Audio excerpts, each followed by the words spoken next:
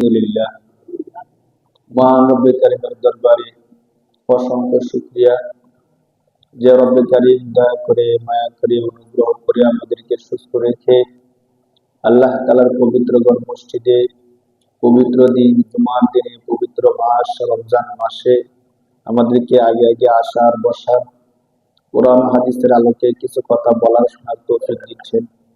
সে রব্বে কারিমের দরবারে মন খুলে প্রাণ খুলে আওয়াজ করে বলি আলহামদুলিল্লাহ। রমজান মাস ফজিলতের মাস, রহমতের মাস, বরকতের মাস। এই মাসে আল্লাহ তাআলার ইবাদত করতে পারা মুমিনের জন্য অনেক বড় সৌভাগ্যের কারণ। সাথে সাথে আল্লাহ তাআলার ঘর মসজিদে আগে আগে আসা এটা আমাদের জন্য অনেক বড় একটা রহমত এবং বরকত। হাদিস শরীফের মধ্যে আসছে, রাসূল সাল্লাল্লাহু আলাইহি ওয়াসাল্লাম বলেন, কোন ব্যক্তি যদি আল্লাহ তাআলার ঘর মসজিদের মধ্যে আসে এবং নামাজের অপেক্ষায় বসে থাকে, কোন আমল করুক অথবা না করুক, শুধু নামাজের অপেক্ষায় বসে থাকে, তাহলে আল্লাহ তাআলা তার আমলনামার মধ্যে নামাজ পড়লে যেমন সওয়াব, শুধু নামাজের অপেক্ষায় বসে থাকলে ঠিক তেমন সওয়াব দেওয়া হয়। সুবহানাল্লাহ। এই জন্য সারা বছরে আমরা যেমনই করি অথবা না করি, অন্তত রমজান মাসের জন্য এমন হয়, যদি পারি একটু বেশি আগে মসজিদে চলে আসলাম, যদি না পারি অন্তত যখন আজান হয় তখন যেন আমরা মসজিদের বাইরে না থাকি। আজানের পরেই তো নামাজ হয় না, তো আমরা যদি একটু আগে আগে চলে আসি, আজান হচ্ছে সাথে সাথে মসজিদে চলে আসলাম, হয়তো আজানের 15 মিনিট পরে নামাজ হবে অথবা আজানের আধা ঘন্টা পরে নামাজ হবে। এই যে সময়টা আমি আসলাম মসজিদের মধ্যে, দেখবেন মসজিদের বাইরে থাকলে দুনিয়ার অনেক কাজ করতে মন চায়, অনেক চিন্তা চেতনা আসে, অনেক সন্দেহ আসে, অনেক কিছু হয়। কিন্তু যখন আমরা উজু করে মসজিদে ঢুকে যাই তখন কিন্তু আমাদের দিলে খারাপ কোনো চিন্তা আসে না, খারাপ কোনো কথা মুখ দিয়ে আসে না। তো এই যে একটা ভালো দিক, এই দিকটা কিন্তু আমাদের জন্য অনেক জরুরি একটা জিনিস। মসজিদের বাইরে থাকলে চায়ের দোকানে থাকি, রাস্তায় থাকি, ঘরে থাকি, হ্যাঁ, অনেকে আমরা সব কিছু ভালো, কোনো খারাপ আমরা করি না, কিন্তু ধরেন সামাজিক ভাবে আমাদের বাসার মধ্যে একটা টিভি রাখছি, তো যতক্ষণ ঘরের মধ্যে থাকি টিভি লাগাই রাখি, টিভি দেখতে থাকি, মনে করি টিভি সবাই দেখে আমি দেখি। মসজিদে আসলে কি টিভি দেখা শুরু হয়? হয় না। তাহলে আমি আজান দেওয়ার সাথে সাথে যদি আমি অন্তত মসজিদে চলে আসলাম, ওই সময়টা থেকে আমি বাঁচতে পারলাম। তেমন কোনো খারাপ কাজ করে না, চুরি করে না, ডাকাতি করে না, কিন্তু চায়ের দোকানে বসে থাকি, বসে থাকলে কিন্তু বিভিন্ন কথা উঠে, এমুকে কি করছে, তমুকে কি করছে, তার এই সমস্যা হয়েছে, ওর এই সমস্যা হয়েছে, এইগুলোতে গীবত। আর গীবত করলে আল্লাহ কি দেয়? কবিরা গুনাহ দেয়। তো আজান হওয়ার সাথে সাথে যদি আমি মসজিদে চলে আসলাম, তো আমার গীবতটা হইল। তো ধরেন ঘরের মধ্যে টিভিও দেখি না, চায়ের দোকানে গীবত করি না, বাজারের মধ্যে এমনি ঘুরতেছি, রাস্তার মধ্যে এমনি হাঁটতেছি। তো রাস্তার মধ্যে হাঁটলে, বাজারের মধ্যে ঘুরলে অন্যান্য সবকিছুর সাথে অনেক বেপরদা নারীও থাকে, থাকি কিনা বলেন? আমি চাই অথবা না চাই আমাদের চোখ তাদের উপর পরেই পড়ে। তো তাদের উপর পড়লো কি হয়ে যায়? গুনাহ হয়ে যায়। বারবার তাদের দিকে, চেহারার দিকে তাকাইতে হয়। তো যদি আমি মসজিদের মধ্যে চলে আসি, বেপরদা নারীদেরকে আমার কি করতে হয় না, দেখতে হয় না। তো দেখেন, সব দৃষ্টিকোণ থেকে আমরা যদি খেয়াল করি যে একটু আগে যদি মসজিদে চলে আসি, তাহলে আপনি একটু চিন্তা করেন যে প্রতি ওয়াক্তে আজান দেওয়ার সাথে সাথে যদি আমি মসজিদে চলে আসি, এখানে যদি 15 মিনিট বেশি সময় মসজিদে দেই, তো 5 ওয়াক্ত নামাজে 15 মিনিট করে দিলে কত সময় আমার বেশি হয়ে গেল না? তো হাশরের ময়দানে হাদিস শরীফের মধ্যে আসছে, রাসূল সাল্লাল্লাহু আলাইহি ওয়াসাল্লাম বলেন যে হাশরের ময়দানে আল্লাহ পাক প্রতিটা বান্দাকে 5টা প্রশ্ন করবেন। কয়টা প্রশ্ন ভাই? 5টা প্রশ্ন। এর মধ্যে একটা প্রশ্ন হলো, আমি আল্লাহ তোমাকে যে জীবন দান করছিলাম, যে যৌবন দান করছিলাম, যে সময় দান করছিলাম, এই সময়টা তুমি কোন পথে ব্যয় করছো? এখন আপনাদেরকে আমি বলি, সমাজের মধ্যে আমরা যারা স্বাভাবিকভাবে ঘরের মধ্যে টিভি রাখছি, যুক্তি যদি বলি যে টিভি রাখছেন কেন, তো ওদের বাচ্চা কাচ্চা ঘরে রাখতে পারি না, টিভি না থাকলে বাচ্চারা অন্যের ঘরে চলে যায়। তো নিজের ঘরে রাখার জন্য কি রাখছি? টিভি রাখছি, অন্তত আমার বাচ্চাটা আমার ঘরে থাকুক, আমার ঘরে থেকে থেকে টিভি দেখ। আর অনেক যুক্তি আছে টিভি রাখার। অনেকে বলে ওদের খবর শুনি, অনেকে বলে এই শুনি ওই শুনি। আচ্ছা, এখন হাসরের ময়দানে আল্লাহ যখন আমাদেরকে প্রশ্ন করবে যে দুনিয়ার মধ্যে তোমাদেরকে আমি যে জীবন দিয়েছিলাম, এই জীবনটাকে কোন পথে ব্যয় করছো? যদি আমরা আল্লাহর কাছে এই জবাবটা দেই যে তেমন খারাপ কিছু করি নাই, চুরি করি নাই, ডাকাতি করি নাই, মিথ্যা কথা বলি নাই, শুধু ঘরের মধ্যে বসে বসে টিভি দেখছিলাম, জবাবটা কি ভালো হলো না খারাপ হলো বলে আল্লাহর সামনে যদি এই কথাটা বলি, আল্লাহ রাগ করবে না বলেন? কিন্তু কথা তো সত্য। আমি বলি অথবা না বলি, ঘরের মধ্যে বসে বসে অবসর সময় কাটানোর জন্য নাটক দেখি, টিভি দেখি না আমরা অনেকে? তো রমজান মাস চেষ্টা করি এটা থেকে বিরত থাকতে। তো আমি যে কথাটা বলতেছিলাম, যদি আল্লাহর সামনে আমরা বলতে পারি যে আল্লাহ গোনা করছিলাম, মিথ্যা কথা বলছিলাম, বা বিভিন্ন কারণে গোনা হয়েছে ঠিক, কিন্তু যখনই আজান হয়েছে তখনই আমি কোথায় চলে আসছি? মসজিদে চলে আসছি।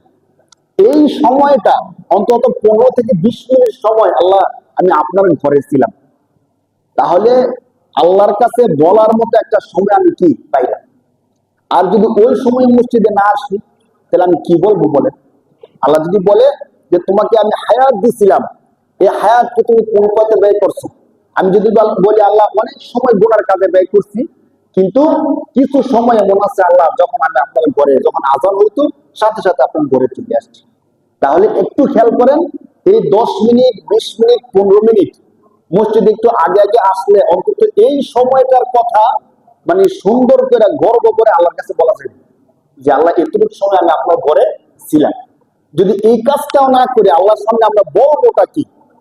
হাসরের ময়দানে আল্লাহ তাআলা যে প্রশ্ন করবে, এই হাদিস তো সত্য, যে কোন বান্দা যতক্ষণ পর্যন্ত 5টা প্রশ্নের জবাব না দিবে, কবরের মধ্যে আমাদেরকে প্রশ্ন করা হবে 3টা। কয়টা প্রশ্ন ভাই?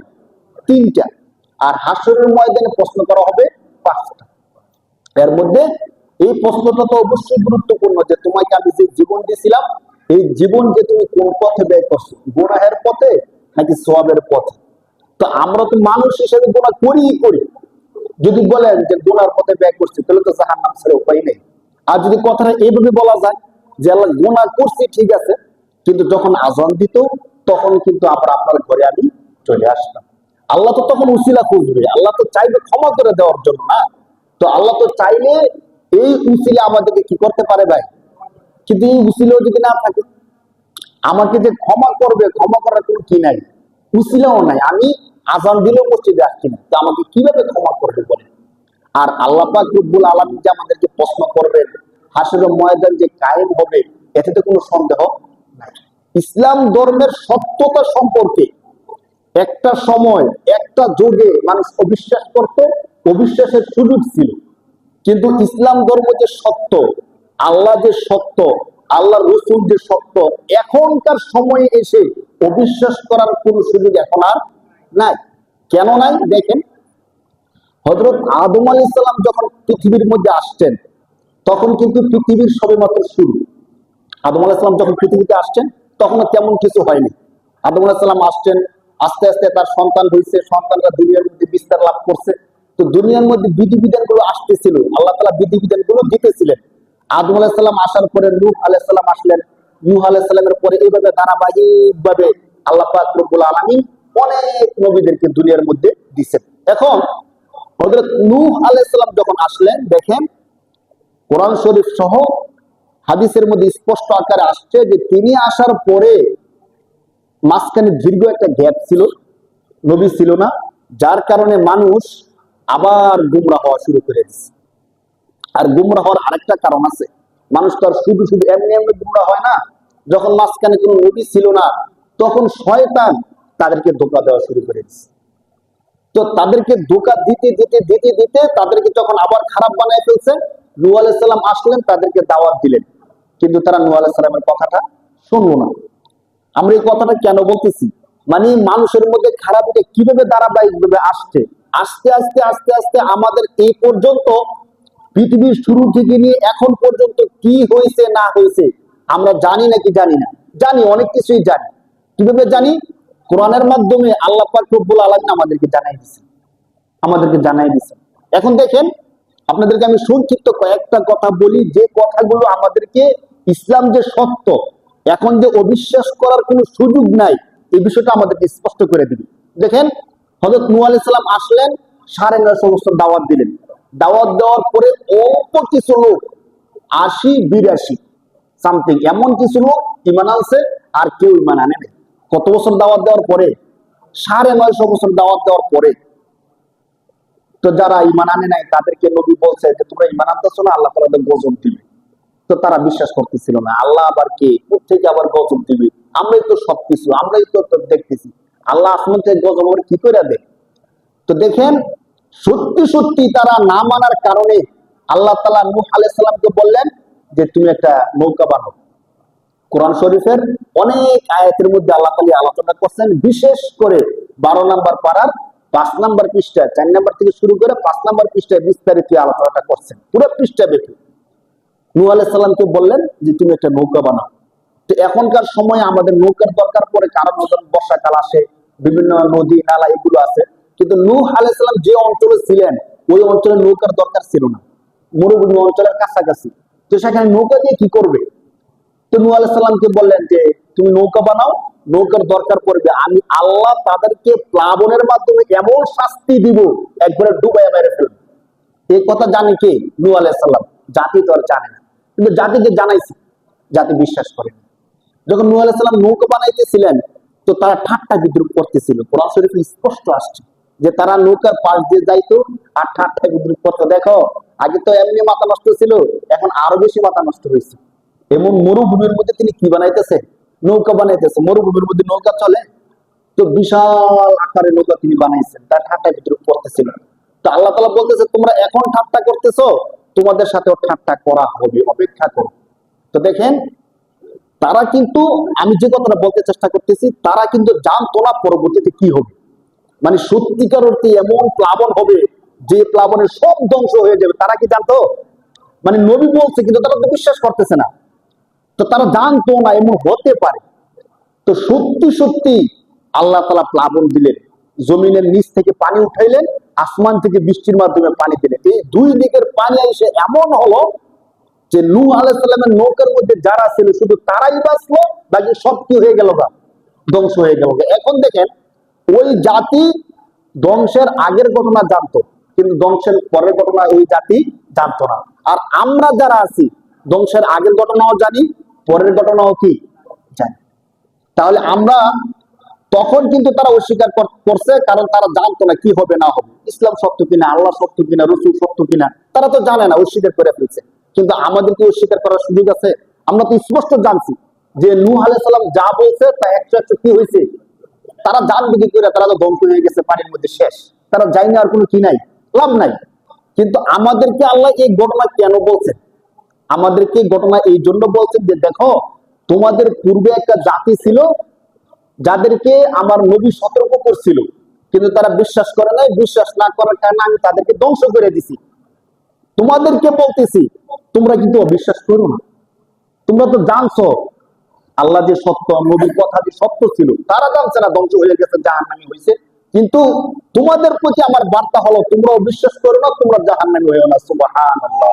এই মেসেজ আমাদেরকে কে দিচ্ছেন? আল্লাহ দিচ্ছেন।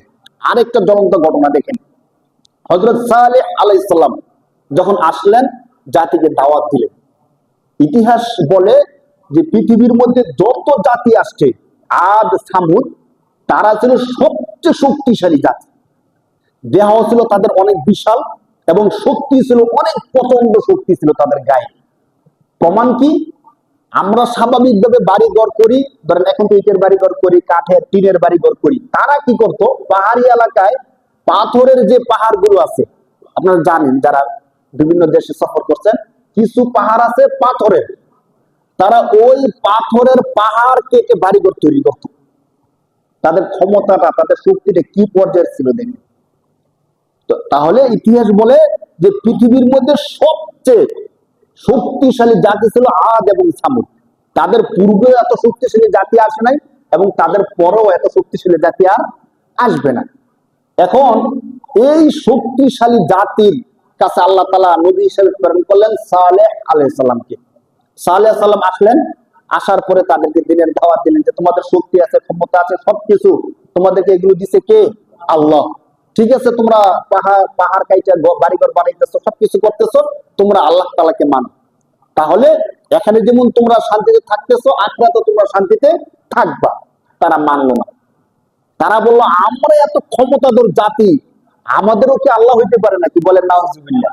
একটা সত্য কথা কি জানেন, মানুষ দুইটা জিনিস যখন মানুষের মধ্যে চলে আসে, একটা হলো টাকা পয়সা সম্পদ, আরেকটা হলো ক্ষমতা, তখন সে মনে করে আমি স্বয়ং সম্পূর্ণ। দেখবেন যাদের এই দুইটা জিনিস অনেক বেশি আছে, তারা আল্লাহকে মানে বেশি মানতে চায় না। পাঁচ ওয়াক্ত নামাজ স্বাভাবিকভাবে আমরা যারা মধ্যবিত্ত আছি, স্বাভাবিকভাবে খেয়ে পরে সমান সমান আছে, দেখবেন তারা স্বাভাবিকভাবে পাঁচ ওয়াক্ত নামাজ পড়ে। এমপি, মন্ত্রী, চেয়ারম্যান স্বাভাবিকভাবে পাঁচ ওয়াক্ত নামাজ, কথা সত্য না মিথ্যা বলেন? একবার পাঁচ ওয়াক্ত নামাজ স্বাভাবিক এমপি যারা আছে পাঁচ ওয়াক্ত নামাজ পড়তে চায়? পড়তে চায় না। কোন নামাজটা পড়বে? যেন জুমার নামাজটা অথবা ঈদের নামাজটা, বেশি থেকে বেশি বড় কেউ মরলে জানাজার নামাজটা। এলাকার নেতা কেউ মারা গেছে, এমপি সাহেব আসছে, তার কি নামাজ পড়তে বলেন? জানাজার নামাজ। না পড়লে কি হবে? এক এলাকার একটা গণ্যমান্য লোক মারা গেছে, এমপি সাহেব জানাজা আসে নাই, এটা খারাপ দেখা যায়, সামনে ভোট ব্যাংক কমে যাওয়ার সম্ভাবনা আছে। জুমার নামাজটা না পড়লে মানুষ বলবে মুসলমান, এমপি সাহেব মুসলমান, জুমার নামাজটা পড়ে না। তাহলে এই নামাজগুলো কি সোয়াবের উদ্দেশ্যে নাকি মানুষকে দেখানোর উদ্দেশ্য হয়? দেখানোর উদ্দেশ্য হয়। তো বাস্তবতা হলো, যখন টাকা এবং ক্ষমতা একসাথে হয়ে যায়, তখন আল্লাহকে মানুষ আর কি রাখে না, মনে রাখে না। তখন মনে করে না যে আমার উপরে কেউ থাকতে পারে বা আমার উপরে কেউ আছে, এটা স্বাভাবিকভাবে মনে হয় না, কম মনে হয়। তো ওই জাতি যখন প্রচুর ক্ষমতাশীল হয়ে গেছে, তাদেরকে দাওয়াত দেওয়ার পরে তারা মনে করতেছে আমাদের এত ক্ষমতা, আমরা পাথরের পাহাড় কেটে বাড়িঘর বানাই, আমাদের উপরে কি আল্লাহ হইতে পারে? আল্লাহ কে? তখন সাল্লাল্লাহু আলাইহি সাল্লাম বলেন আল্লাহ হলেন মহা ক্ষমতাধর, যিনি তোমাদেরকে বানাইছেন, যিনি দুনিয়া বানাইছেন, সবকিছু বানাইছেন। তো তারা বলতেছে আমাদের কি বানাইছে, এটা আবার কেমন? আমরা তো নিজেরাই হইছি, সবকিছু আমাদের নিজেদের। কোরআন শরীফের মধ্যে এই ঘটনা আসছে 19 নম্বর পারা, বিভিন্ন পাড়ার মধ্যে আসছে, বিশেষ করে 19 নম্বর পাড়ার মধ্যে এই ঘটনা আসছে। 30 নম্বর পারা ওয়াশ-শামসি ওয়া দুহাহা, এই সূরার মধ্যে তাদের এই ঘটনা আসছে। তারা সাল্লাল্লাহু আলাইহি সাল্লামের কথা বিশ্বাস করলো না। তারা বলল যে না, আমরা মনে করি না যে আমাদের থেকে শক্তিশালী কেউ আছে বা আমাদের থেকে অন্য কেউ নবী হইতে, আল্লাহ হইতে পারে, আমরা এটা মনে করি না। সাল্লাল্লাহু আলাইহি সাল্লাম অনেক করে তাদেরকে বুঝাইলেন।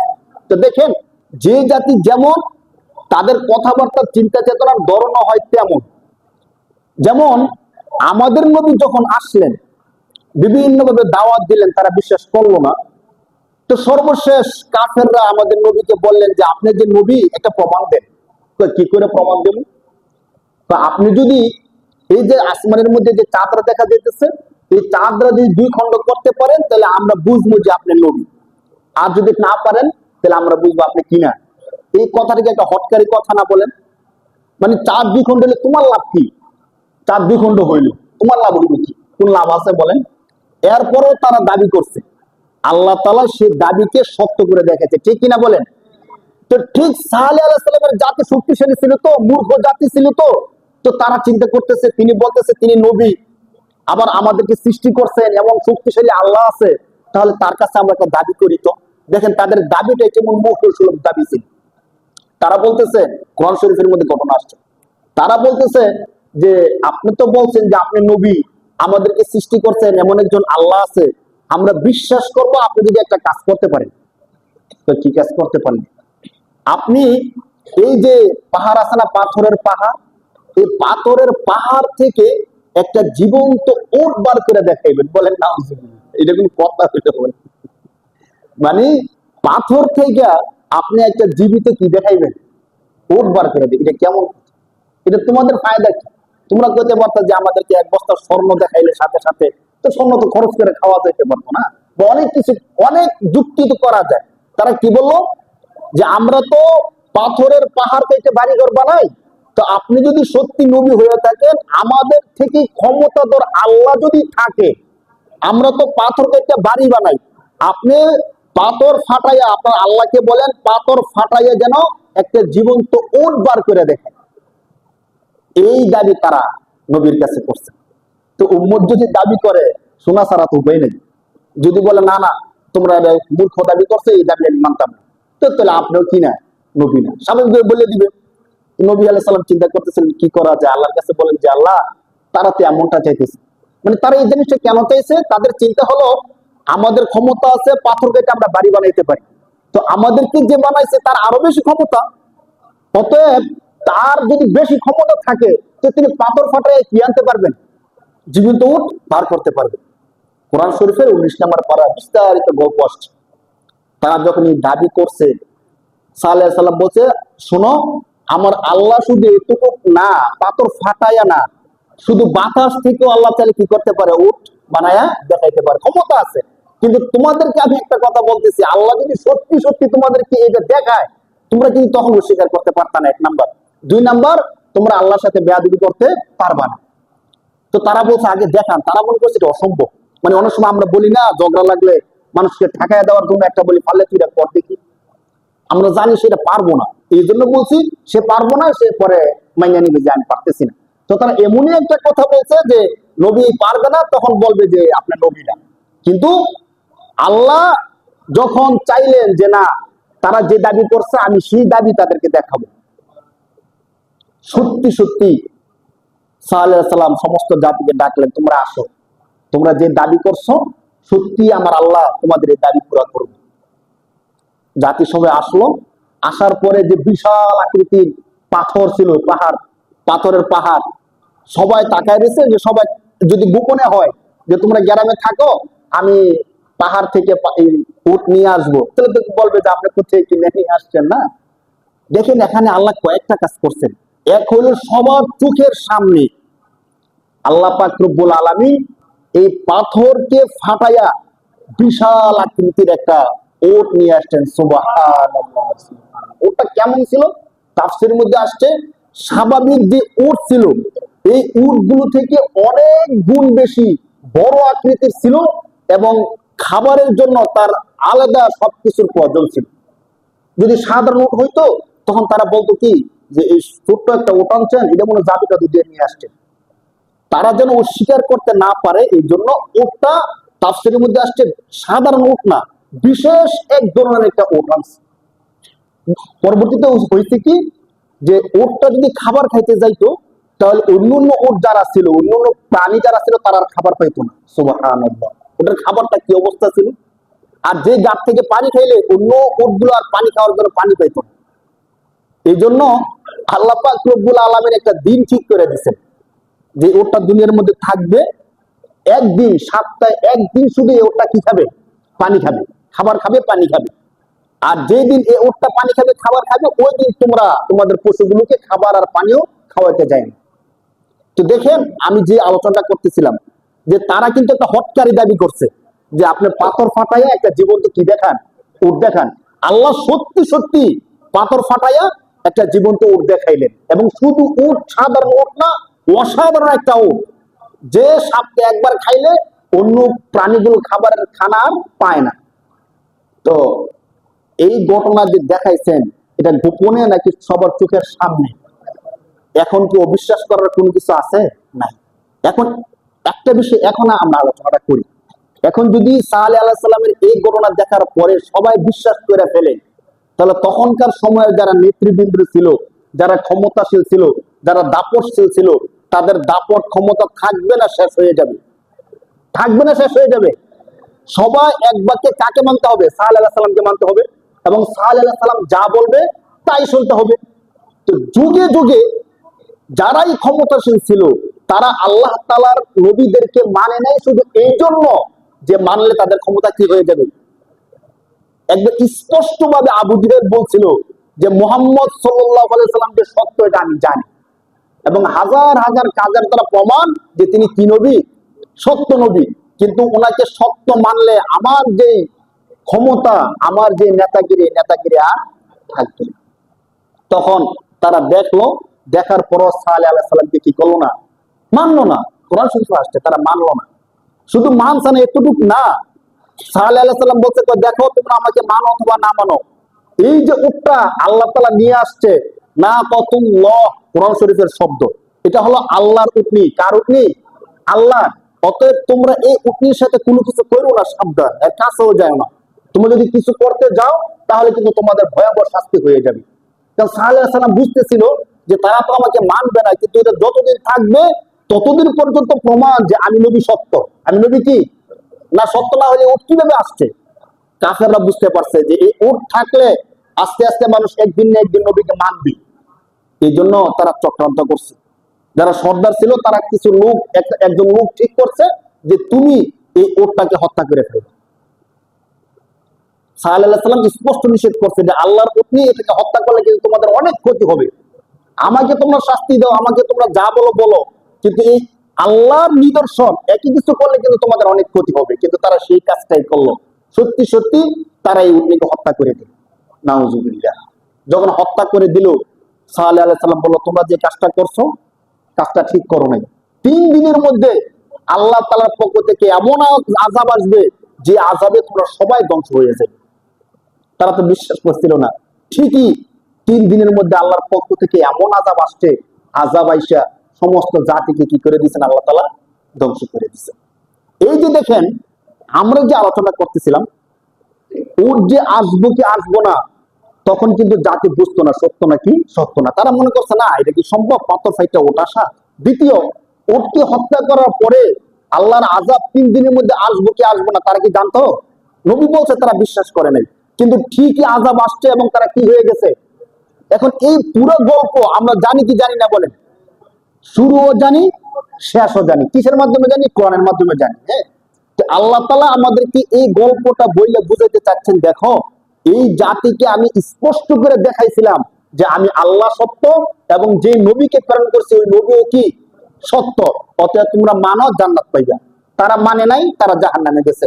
তোমাদেরকে বলতেছি, তোমাদের কাছে এই গল্প বলতেছি এই জন্য তোমরা যেন এখন আর অবিশ্বাস না করো।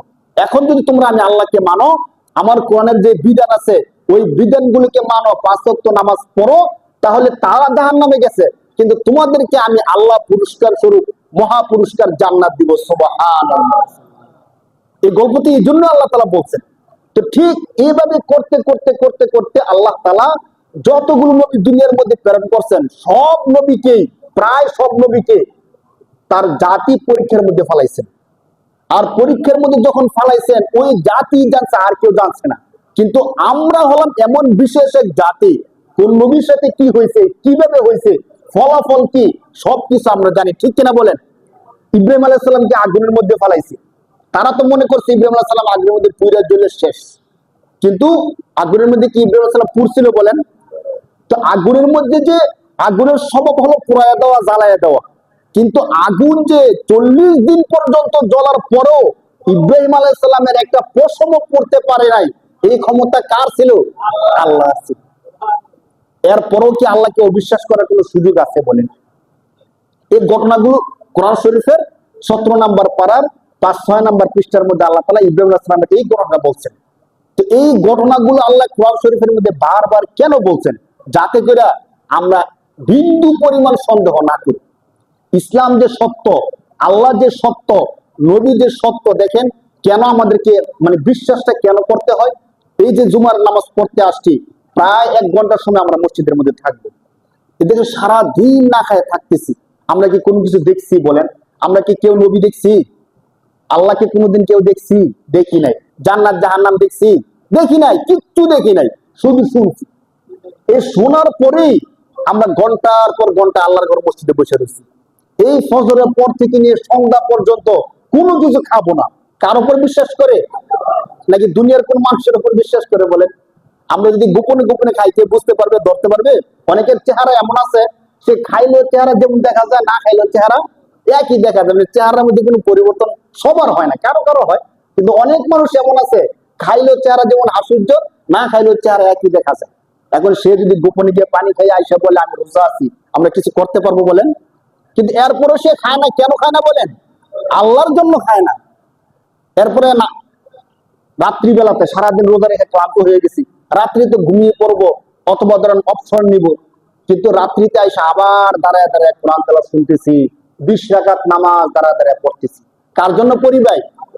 আল্লাহর জন্য পড়ি। এই যে আমরা যে আল্লাহর জন্য কাজগুলো করতেছি, এগুলো যেন আস্থা এবং বিশ্বাসের সাথে করি। এই জন্যই আল্লাহ তাআলা কোরআন শরীফের মধ্যে ওই গল্পগুলো আমাদেরকে জানাই দিচ্ছে। জানানোর তো দরকার ছিল না।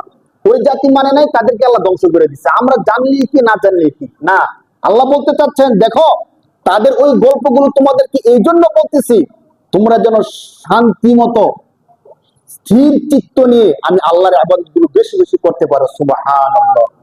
সর্বশেষ যখন আমাদের নবীর পূর্বে হযরত ঈসা আলাইহিস সালাতু ওয়াস সালাম আসলেন।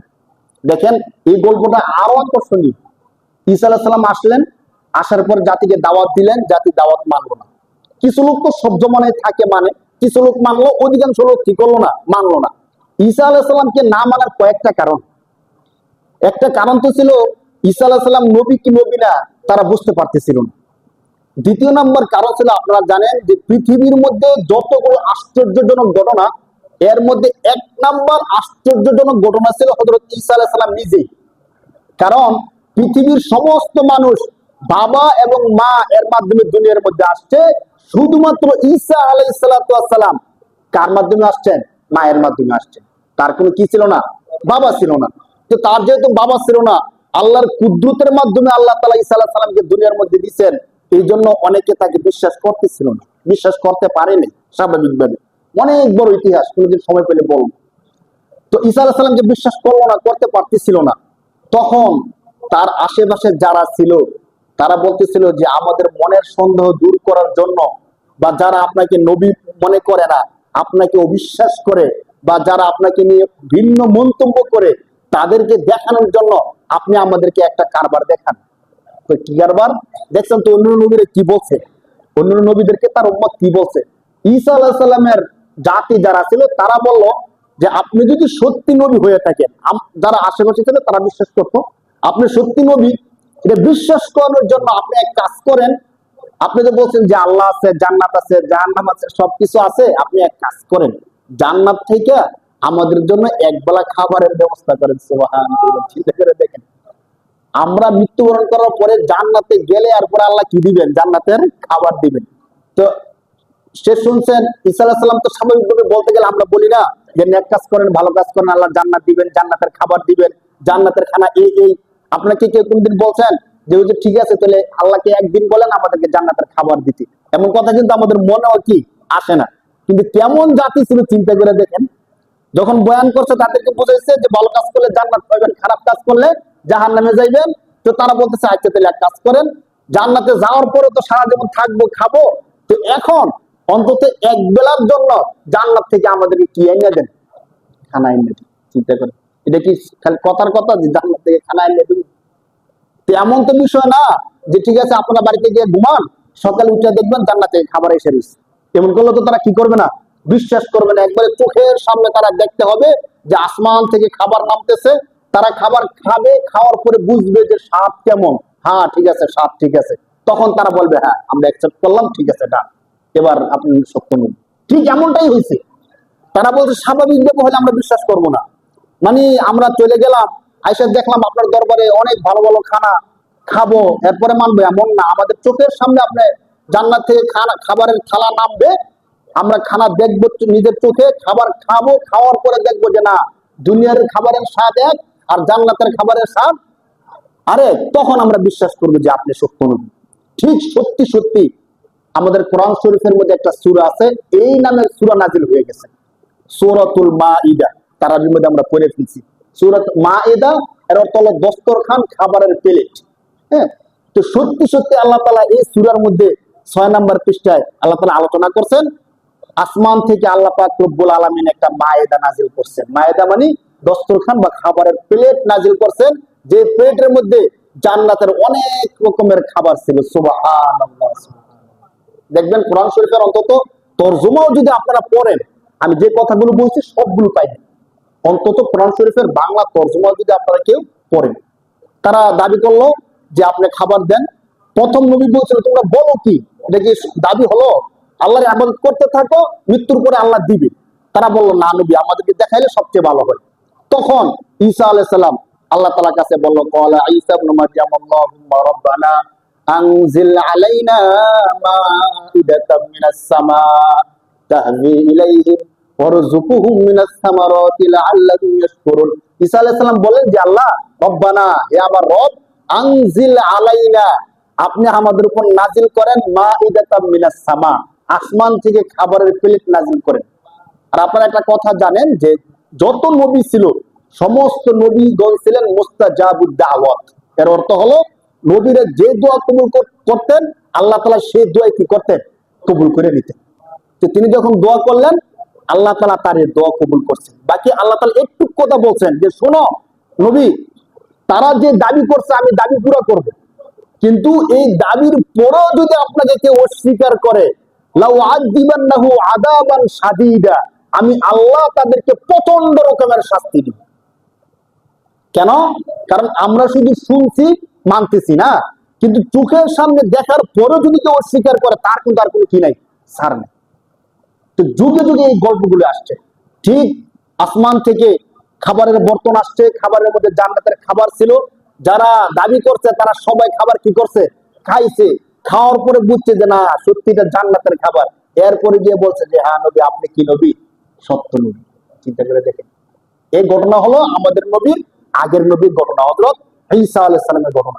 এই ঘটনাগুলোই তো প্রমাণ হয়ে যায় যে আল্লাহ সত্য, ইসলাম সত্য, নবী সত্য। ঠিক কিনা বলেন? এই গল্পগুলো মানে ইসলাম সত্য হওয়ার জন্য কি আর কোনো কিছু দরকার পড়ে?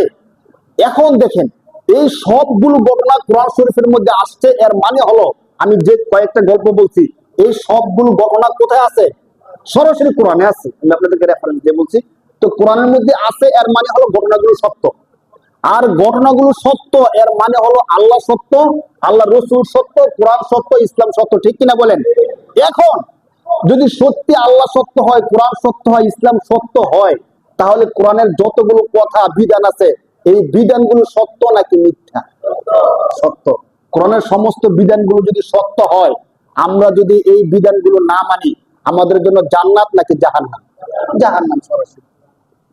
মানে এই সবগুলো সত্য প্রমাণ হয়ে যাওয়ার পরেও আমি যদি নামাজ ছেড়ে দিই, যে হাদিসের মধ্যে রাসূল সাল্লাল্লাহু আলাইহি সাল্লাম বলছেন যে নামাজ ছেড়ে দিলে, একজন ব্যক্তি যদি নামাজ ছেড়ে দেয়, তার জন্য হাজার হাজার বছর জাহান্নাম।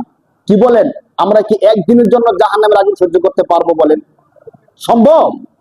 যদি কোরআন সত্য হয়, নবী সত্য হয়, তাহলে নামাজ না পড়লে জাহান্নামে যেতে হবে। কথা সত্য না মিথ্যা? আরেকটা কথা জিজ্ঞেস করি, কঠিন হয়ে যায়। যদি সবকিছু সত্য হয়, সুদি কারবার করলে জাহান্নামে যেতে হবে, কথাটা সত্য নাকি মিথ্যা? এই কথা যদি আমি এখান থেকে বলি, দেখি আপনারা রাগ করার বিষয়? কারণ আমি তো আপনাদেরকে কোরআনের বিধানটা জানাই দিতেছি। কেউ যদি রাগ করে, কোরআনের সাথে রাগ করবে। কেউ রাগ করলে অন্য কিছুর সাথে রাগ করবে, নাকি এখান থেকে যারা বলে তাদের সাথে রাগ করবে? তাদের সাথে যে রাগ করে কেমন হয়ে গেল? কারণ আমাদেরকে তো এখানে বসানো হয়েছে কোরআনে কি আছে বলার জন্য। ঠিক কিনা বলেন? হাদিসে কি আছে বলার জন্য। এখন আমি এখানে বসে যদি কোরআনের কথাটা না বলি, হাদিসের কথাটা না বলি, কতগুলো কিচ্ছা কাহিনী, মিষ্টি খাওয়ার সুন্নত, শুধু সুন্নত মানে মিষ্টি খাওয়ার গল্পগুলো যদি বলি, কোরআনের কথাগুলো যদি না বলি, আমি কি আমার দায়িত্বটা পালন করলাম? তাহলে কি লাভ হলো আমাকে এখানে বসে? তো দেখেন, এই জন্য আমি যে কথাগুলো বলি, কথাগুলো যদি কোরআন থেকে বলি, আমি যে কথাগুলো বলি যদি সহিহ হাদিস থেকে বলি, তাহলে কি আমার উপর রাগ করার কোনো বিষয় আছে ভাই? না। বরং মনে মনে বলতে হবে, আমি যদি অপরাধের করে থাকি, অপরাধের জন্য ছেড়ে দিই। ঠিক কিনা বলেন?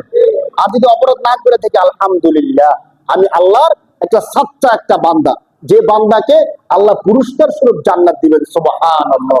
আল্লাহ বলছেন, বান্দা তোমরা যদি দুনিয়ায় থেকে কোরআনকে সত্য মেনে কোরআনের বিধানগুলো মানতে পারো, আমি আল্লাহ আ'দাতু লিইবাদিয়াস সালিহিন মা লা আইনুন রাত ওয়ালা উযুনুন সামিআত ওয়ালা খাতারা আলা কলবি বাশার। আল্লাহ বলেন, বান্দা যদি দুনিয়ার মধ্যে থেকে কোরআনকে সত্য মেনে আমি আল্লাহর ইবাদতগুলো করতে পারো, আমি আল্লাহ জান্নাতের মধ্যে তোমাদের জন্য এত চমৎকার ভাবে বাগান সাজাইছি, যে জান্নাতের বাগান কোন চোখ দুনিয়ায় কোনোদিন দেখে নাই। সুবহানাল্লাহ। আল্লাহ বলেন, দুনিয়ার সব দেখছো, কিন্তু আমি আল্লাহ তোমাদের জন্য এত চমৎকার জান্নাত সাজাইছি, যে জান্নাত দুনিয়ার মধ্যে কোনো চোখ কোনোদিন দেখে নাই। ওয়ালা উযুনুন সামিআত, কোনো কান এই জান্নাতের বর্ণনা কোনোদিন শুনে শেষ করতে পারে নাই। ওয়ালা খাতারা আলা কলবি বাশার, শুধু এতটুক না, কোনোদিন তোমরা কল্পনা করেও শেষ করতে পারবে না। সুবহানাল্লাহ। অনেক কিছু আছে হয়তো আমরা দেখছি, না দেখলে আমরা শুনছি, না শুনলেও আমরা কিন্তু মনে মনে অনেক বড় বড় বিষয় কল্পনা করি। ঠিক কিনা বলেন? মানে মনে মনে মনে করি যে আমার 100 তলা একটা বিল্ডিং হবে, স্বর্ণের একটা বাড়ি হবে, অনেক কিছু কল্পনা করতে পারি না? আমাদের এমন শক্তি আছে, কল্পনা তো করতে পারি অন্তত। কিন্তু আল্লাহ বলতেছেন, বান্দা আমি আল্লাহ যে জান্নাত তোমাদের জন্য সাজাইছি, তোমরা কল্পনাও করতে পারবা না, এত সুন্দর। সুবহানাল্লাহ। চিন্তা করে দেখেন তো ভাই, ওই জান্নাত যদি পাইতে হয়, আমাদেরকে আল্লাহর বিধানগুলো মানতে হবে কি হবে না বলেন ভাই? যে আল্লাহ আমাদেরকে নামাজ পড়ার জন্য বলছেন, মসজিদে আসছি নামাজ পড়তে, ওই আল্লাহ আমাদেরকে আবার জাকাত দেওয়ার কথা বলছে, ঠিক কিনা বলেন? যে আল্লাহ নামাজ পড়তে বলছেন সে আল্লাহ কি দিতে বলছেন? জাকাত দিতে বলছেন। অতএব আমরা যেমন নামাজ পড়তেছি, আল্লাহর বিধান মানতেছি, ঠিক জাকাত যদি দেই তাহলে কার বিধান মানা হবে? আল্লাহর বিধান। জাকাত যদি না দিই আল্লাহর বিধান মানা হবে না। এমন না যে আল্লাহর একটা বিধান মানলাম আর একটা বিধান মানলাম না, এর নাম মুসলমান না। যদি মানি আমাকে সবই মানতে হবে। যদি আমাকে জান্নাত পেতে হয় কি করতে হবে ভাই? সবই মানতে হবে। রমজান মাস আপনারা জানেন প্রতি বছরই এই মাস যখন ঘুরে আসে, অন্য অন্য সমস্ত আবাদতের সাথে গুরুত্বপূর্ণ একটা আবাদত থাকে দান সদকা। কি ভাই? দান সদকা। অতএব আমরা যেন জাকাতের যে টাকাটা দেই, ফেতরার যে টাকাটা দেই, দান সদকা করলে যেমন সওয়াব হয়, জাকাত এবং ফেতরা গুলো আদায় করলে এর চেয়ে আরো অনেক বেশি সওয়াব হয়। সুবহানাল্লাহ। এই জন্য আপনারা একটা কাজ করবেন, আমাদের যত সম্পদ আছে জাকাত দেওয়ার সবাই, যদি অনেকে এমন মনে করে কি আমার যে অবস্থা, যে টাকা পয়সা ঋণ, আমার মনে হয় জাকাত আসে না, মানে আমরা মনে মনে করি যে আমার মনে হয় জাকাত আসে না, শেষ জাকাত আর দেই না। এমন না করি ভাই। আপনি মনে মনে ভাবতেছেন আমার মনে হয় জাকাত আসবে না, আমার তো অনেক টাকা ঋণ, কিন্তু যদি এমন হয় যে মাসালায় কোনো এক দিক থেকে এমন হয়েছে যে আপনার জাকাত আসে, তখন আপনি কি করবেন? আপনি ভাবছেন জাকাত আসে না, এই জন্য আপনি জাকাত দিলেন না, কিন্তু শরিয়ার দৃষ্টিকোণ থেকে আপনার জাকাত আসছে। তো জাকাত না দেওয়ার কারণে যে টাকাটা রয়ে গেছে, এই টাকাটা হয়তো আপনি খাইবেন, নয়তো আপনার স্ত্রী খাবে, নয়তো আপনার রাইখে দিয়ে দিলে আপনার সন্তানরা খাইবে। তাহলে আপনার সন্তানরা কিসের টাকা খাইছে ভাই? জাকাতের টাকা খাইছে। কেমন হয়ে গেল মানে বিষয়টা? অনেক মা বোনরা আছে কানের মধ্যে জিনিস পরিধান করে, স্বর্ণের জিনিস পরিধান করে, স্বর্ণের মালিক, তো মনে করে কি যে স্বর্ণের জিনিস পরিধান করতেছি, স্বর্ণের জিনিস পরিধান করতেছি, এগুলোর উপর কি আর জাকাত আসে? জাকাত দেন। তাহলে আপনি জাকাত না দেওয়ার কারণে মনে করছে জাকাত আসে না, এই জন্য জাকাত দেয় না। তাহলে প্রতি বছর বছর জাকাত না দেওয়ার কারণে কতগুলো গুনাহ আমাদের হচ্ছে। মা বোনরা যে স্বর্ণের জিনিসগুলো পরিধান করে, আপনাদেরকে ছোট্ট একটা মাসালা আজকে বলে দিই, এরপরের জুমায় আমরা জাকাত এবং ফিতরার মাসালাগুলো বিস্তারিত বলবো। মা বোনরা যে স্বর্ণ রূপা ইত্যাদি পরিধান করে, তারপর জাকাত আসে যদি জাকাতের যোগ্য হয়। যেমন আপনাদেরকে বলি, জাকাত এবং জাকাতের বিষয়টা হলো যখন 52.5 ভরি রূপা এবং 7.5 ভরি স্বর্ণ হয় তখন জাকাত আসে। তো আপনারা অনেকে এমন আছে যে আমাদের কাছে তো এত স্বর্ণ এত রূপা নাই, এই জন্য মানে আমরা যে ভুলটা বুঝি, কেন বুঝি আপনাদেরকে একটু বলি। মানে মনে করি কি 7.5 ভরি স্বর্ণ এ তো 15-16 লাখ টাকার কারবার, আর 52.5 ভরি রূপা অনেক টাকা না, তো এত কিছু তো আমাদের নাই, তো জাকাত কিভাবে আসবে? এটা তো একটা মাসালা। বাকি কোন মায়ের কাছে যদি, কোন মা বা বোনের কাছে যদি আপনার স্বর্ণ থাকে, রূপাও থাকে, কিছু নগদ টাকাও থাকে, তখন সবকিছু মিলে যদি এর মূল্য 80 থেকে 90,000 টাকা হয় তখন জাকাত ফরজ হয়ে যায়। এখন 7.5 ভরি 52.5 ভরি কখন? যদি কোনো কারো কাছে শুধু স্বর্ণ আছে আর কিচ্ছু নাই, রূপাও নাই, টাকাও নাই, কি আছে শুধু ভাই? শুধু স্বর্ণ, তখন 7.5 ভরি। আর টাকাও নাই, স্বর্ণও নাই, শুধু রূপা আছে, তাহলে 52.5 ভরি। আর যদি এমন হয় স্বর্ণ এবং রূপা দুইটা একসাথে আছে, তখন মূল্য যদি, তখন আর ভরি টরি কোনো কিছু না, তখন মূল্য চলে আসে। তখন মূল্য যদি 80 থেকে 90,000 টাকা হয়, জাকাত ফরজ হয়ে যায়। ধরেন স্বর্ণ আছে 50,000 টাকার, রূপা আছে 20,000 টাকার, কত হইল? 70,000। আর নগদ টাকা আছে 10,000, কত হইল? 80,000। তাহলে তারপর জাকাত চলে আসবে। 40 ভাগের 1 ভাগ, 40-এ 1,000, 80-তে কত হাজার? 2,000 টাকা জাকাত দিতে হয়। জাকাত যদি কেউ দেয়, তার সওয়াব হিসাবে উলামায়ে কেরামগণ বলছেন, 1 নম্বরে তার ইসলাম শরিয়া পূর্ণ হয়, 2 নম্বরে তার মালের মধ্যে আল্লাহ বরকত দেন, 3 নম্বরে সমস্ত রোগ বালা মুসিবত আযাব গজব থেকে আল্লাহ বান্দাকে রক্ষা করে। সুবহানাল্লাহ। এজন্য জাকাতকে আমরা চাপ না মনে কইরা, আল্লাহর পক্ষ থেকে রহমত মনে কইরা, আমাদের যাদের উপর জাকাত আসছে আমরা সবাই হিসাব করে জাকাত গুলো দিয়ে দেব ইনশাআল্লাহ। আপনাদের কাছে আমার একটা কথা হলো, আপনারা এককভাবে কোন একজন আলিমের সাথে যোগাযোগ করেন, সবাই একজন আলিমের সাথে যোগাযোগ করেন যে আমার এই আছে, এই নাই, আমি এই অবস্থায় আছি, এখন যদি আপনি বলেন আমার জাকাত আসে কিনা, বা আমার ফিতরা দিতে হয় কিনা, জাকাত দিতে হলে কত দিতে হবে, ফিতরা দিতে হলে কত দিতে হবে। একজন আলিমের সাথে আমরা তো কথাগুলো বলে দিই সবার জন্য, তো সবার জন্য কথাগুলো বলতে গেলে বিস্তারিত বলা যায় না, মোটা দাগে কথাগুলো বলতে হয়। তো আপনারা বিস্তারিত জানতে হলে একজন আলিমের সাথে বসেন, বৈশা তার সাথে শেয়ার করেন এবং শরীয়তের নিয়ম মেনে যাকাত দেন। ইনশাআল্লাহ মালের মধ্যে বরকত দিবে কে বলেন? বিপদ আপদ থেকে বাঁচাবে কে? আল্লাহ তাআলা তৌফিক দান করুন বলে আমিন। যারা